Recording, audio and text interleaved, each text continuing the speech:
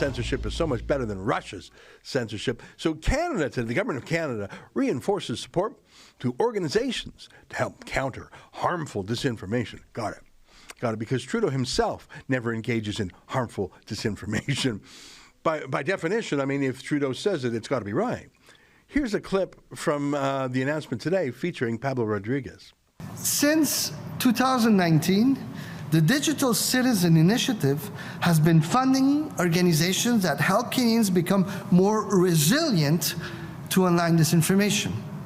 These organizations help Canadians think critically about what they read and consume online.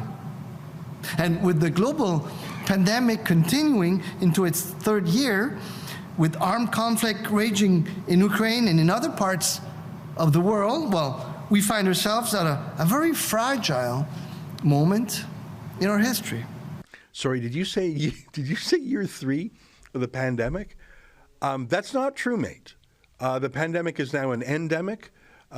Every scientist in the world says it's done. It's burnt itself out. The Omicron variant is, I'm not going to say harmless, but it doesn't put people in hospital at anything near the same rate. Mask mandates are falling. I see British Airways has just ended masks on their planes.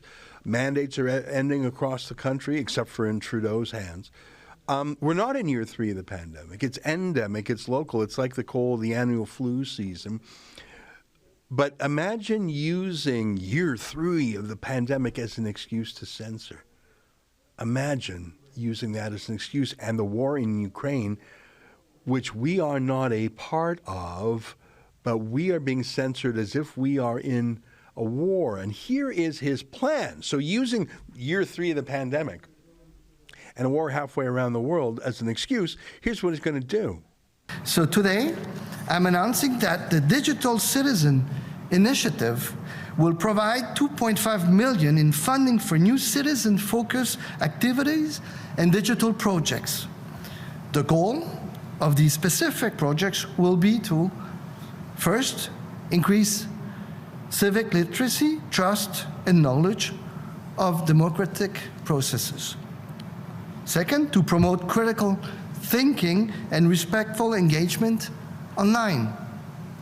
Third, to provide de-escalation and de-radicalization strategies. And fourth, promote change in platforms so that we have a stronger democracy. So here's how they phrase it in their press release. Funded projects will help increase civic literacy, promote critical thinking when it comes to validating sources of information, and build capacity in Canada to fight disinformation online. The department will work closely with several targeted and specialized organizations who are already doing work in this area. Stakeholders will be contacted in the following days. So they don't even have this planned out, really. They haven't talked to anyone yet. They will in the coming days.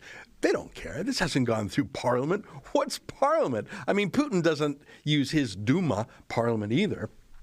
They're all just for show. They're going to contact the lottery winners, the stakeholders who will be showered with cash.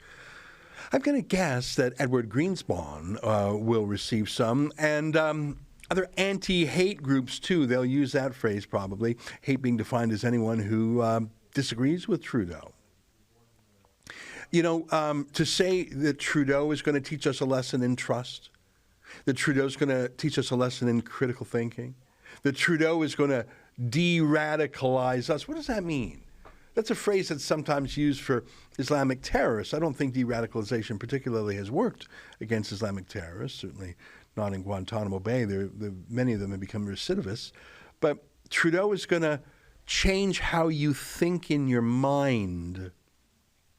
Trudeau doesn't think you can agree with him normally, naturally. If you disagree with him, it's a kind of mental illness that needs to be cured.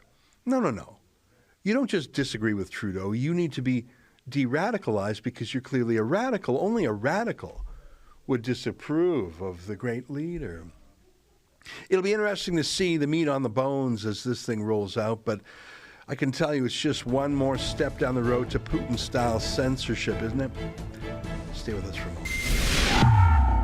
That's an excerpt from my daily show, The Ezra Levant Show. Every day I do a monologue on the news of the day, then I interview an interesting guest, and then I read my hate mail. You gotta subscribe. Go to rebelnews.com.